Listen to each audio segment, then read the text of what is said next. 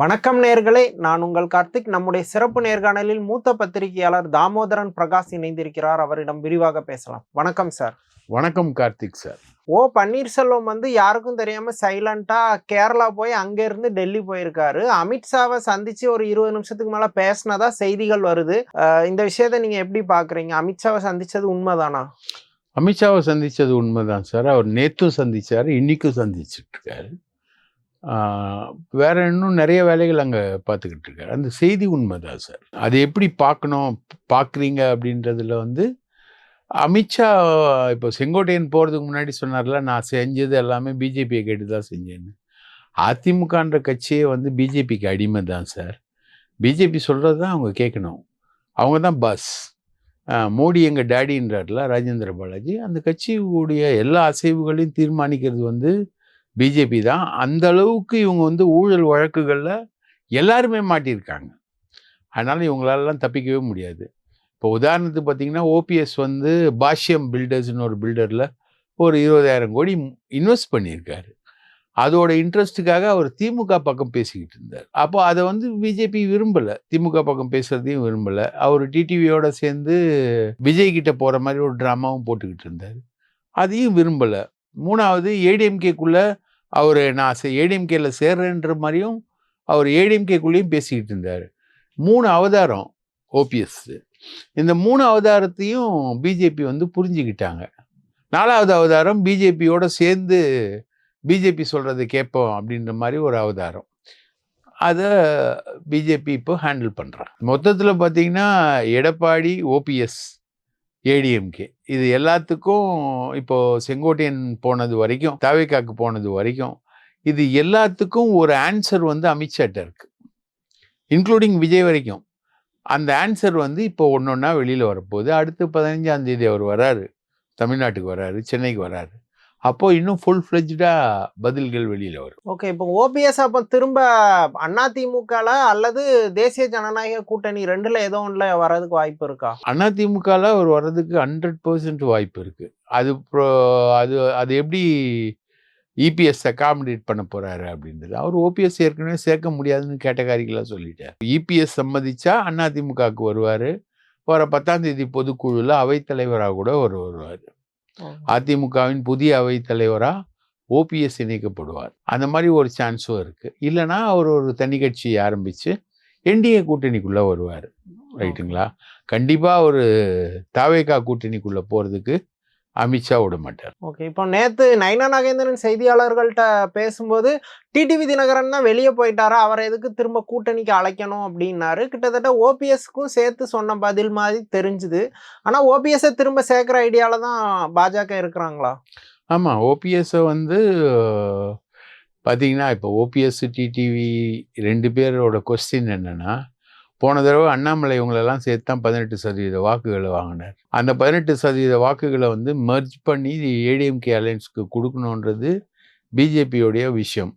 இப்போ அண்ணாமலை செஞ்ச மாதிரி ஓபிஎஸ், டிடிவி, அப்புறம் அதிமுகவில் இருக்கக்கூடிய அதிருப்தி தலைவர்கள் இவங்க எல்லாரையும் சேர்த்துட்டு எடப்பாடியை நீக்கிட்டு, பொதுச் செயலாளர் பதவியிலேருந்து நீக்கிட்டு, அவரை சிஎம் கேண்டிடேட்லேருந்து நீக்கிட்டு, செங்கோட்டையன் சிஎம் கேண்டிடேட் இல்லைன்னா வேற யாராவது வேலுமணி மாதிரி ஆட்கள் சிஎம் கேண்டிடேட்டை பொதுச் செயலாளராக சசிகலாவை கொண்டு வர்றது, இப்படிலாம் நிறைய ஃபார்முலாஸ் விஷயங்கள் எல்லாமே யோசிக்கப்பட்ட ஒரு விஷயம்தான் அதிமுகவுடைய வரலாறு. இப்போ அந்த மாதிரி ஒரு விஷயம் இனிமேல் பட்டு நடைமுறைக்கு இல்லை அப்படின்ற விஷயத்துக்கு பாஜக வந்திருக்கு. அதனால இப்போ ஓபிஎஸ் இனிமேல் பட்டு திரும்பி போயிட்டு பழைய குருடி கதவு திரடின்ற மாதிரி ஃபார்முலா பண்ண முடியாது. இப்போது டிடிவி தினகரனுக்கும் எங்களுக்கும் சம்மந்தம் இல்லை அப்படின்னு நயினார் நாகேந்திரன் தைரியமாக சொல்கிறாருன்னா, நயினார் நாகேந்திரன் அவரால் பாதிக்கப்பட்டவர். அவரோட அதிமுக இருந்தப்போ அவரோட அமைச்சர் பதவி, மாவட்ட செயலாளர் பதவி, எல்லா பதவியும் தூக்குனது டிடிவி தினகரன் தான். இவர் சவுத்தில் ஒரு திருநாவுக்கரசா நயினார் நாகேந்திரன் வளர்ந்துருவார் அப்படின்றதுனால தான் அவரை தூக்குனாங்க. அந்த பழி அந்த கோபம் நயினார் நாகேந்திரனுக்கு இருக்குது. டிடிவியை பொறுத்த வரைக்கும் எங்கேயும் ஓடவே முடியாது. லண்டன் ஹோட்டல் கேஸ்னு ஒரு பெரிய கேஸ் இருக்குது. அது ஜெயலலிதா நரசிம்மராவ் காலத்தில் போட்ட கேஸு. ஜெயலலிதா சொத்து குவிப்பு வழக்கோட இணைக்கப்பட்டிருந்த கேஸு. அது வந்து ஆச்சாரியான்னு ஒரு லாயர் தனியாக பிரித்து விட்டார். அந்த கேஸில் வந்து எவிடன்ஸ் கிடைக்கிறது ரொம்ப கஷ்டம்.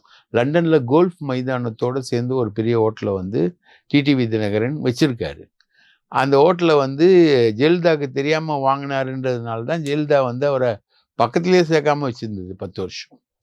ரைட்டுங்களா? அதுக்கப்புறம் ஜெயலலிதா இறந்தப்புறம் தான் அவர் உள்ளே வர்றாரு.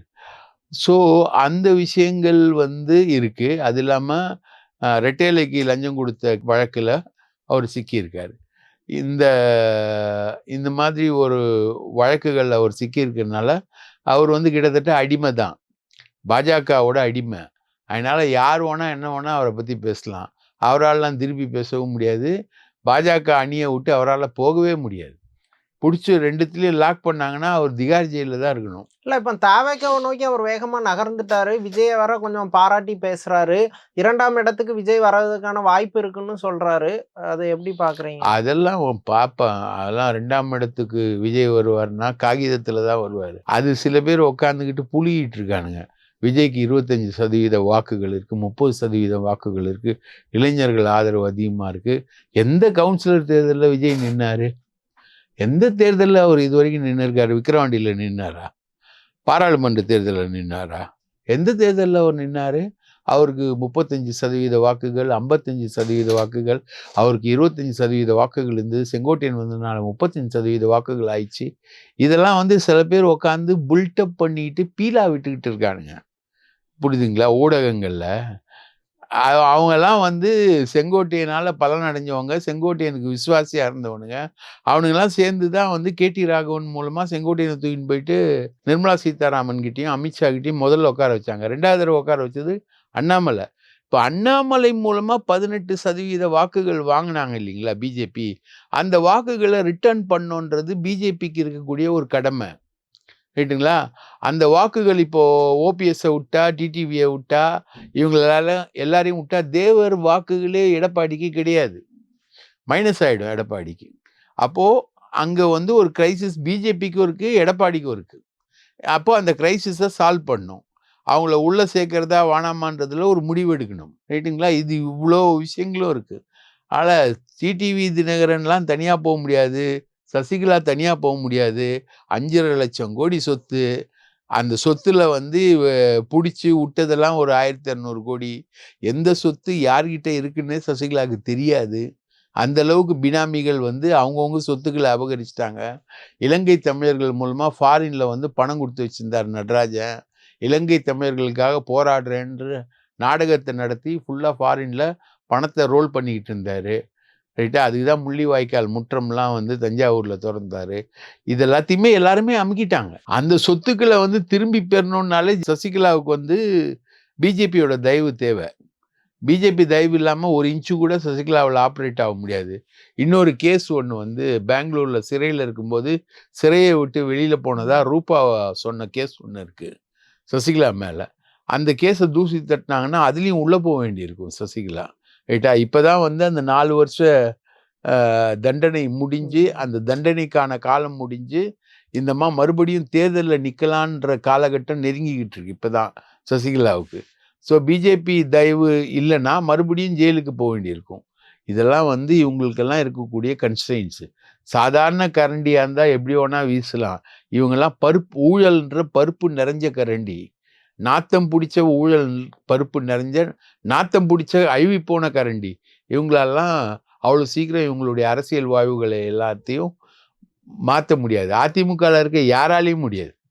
எல்லாருமே அதில் மாட்டியிருக்காங்க. ஆனால் டிடிவி தினகரனும் ஓபிஎஸும் டிஎம்கே டோரையும் ஓப்பனாக தான் வச்சுருக்காங்க. அவங்கள நோக்கி போகிறதுக்கும் சில மூவ் நடக்குது அப்படின்னு செய்திகள்லாம் வந்தது. நீங்கள் அந்த விஷயம் இல்லவே இல்லைன்னு சொல்கிறீங்களா? இல்லையே, நான் அப்படி சொல்லியே. ஓபிஎஸ் வந்து பாஷ்யம் பில்டர்ஸில் போட்ட முதலீடுகளுக்காக அவர் வந்து திமுகவோட நெருக்கமாக தான் இருக்காரு.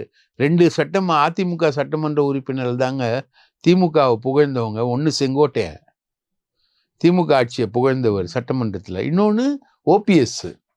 2 பேரும் புகழ்ந்திருக்காங்க. அவங்க திமுகவோட இணக்கமாக தான் போகிறாங்க, திமுகவோட இணக்கமாக தான் இருப்பாங்க, இருக்கிற நிலையில தான் இருப்பாங்க அவங்க. அவங்க சப்போஸ் நாளைக்கு அதிமுகவுக்கே ஓபிஎஸ் வந்துட்டாலும் திமுகவோட லிங்க் எல்லாம் அவர் கட் பண்ணவே முடியாது. ஏன்னா அவரோட இன்வெஸ்ட்மெண்ட் வந்து பாஷ்யம் பில்டர்ஸ்ல இருக்கு. பாஷ்யம் இருக்கிற வரைக்கும் ஓபிஎஸ்ஸால திமுக விட்டு நவரவே முடியாது. ஸோ அது இருக்க தான் செய்யுது. ஸோ டிடிவி தினகரன் வந்து திமுகவை பாராட்டி பேசுறது என்ன பெரிய விஷயமா?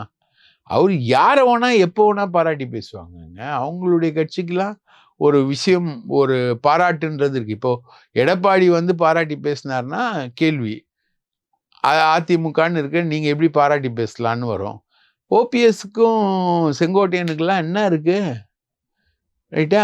எதை வேணா பேசலாம், எப்படி வேணா பேசலாம். டிஎம்கே இவங்கள வந்து கூட்டணிக்கு கொண்டு வரதுக்கு எதுவும் முயற்சி பண்றாங்களா, எக்ஸ்பேண்ட் பண்றதுக்காக அலைன்ஸை?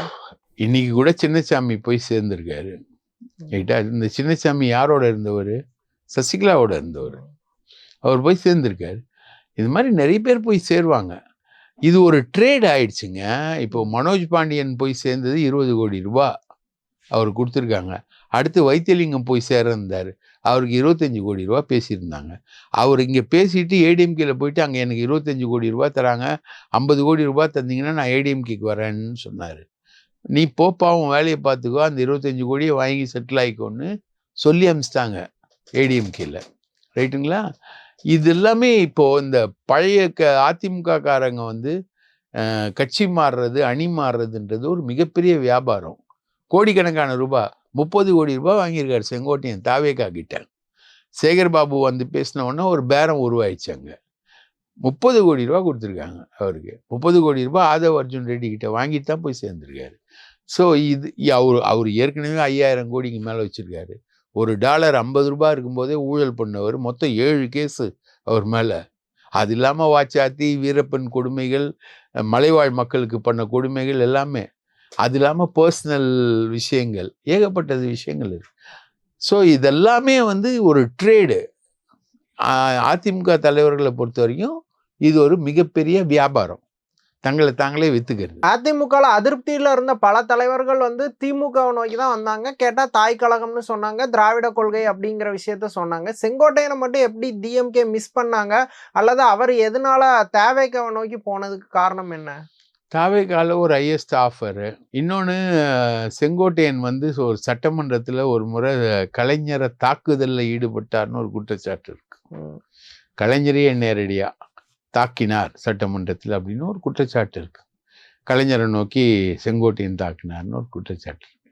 ரெண்டாவது, முழுக்க முழுக்க திமுகவை எதிர்த்தவங்க.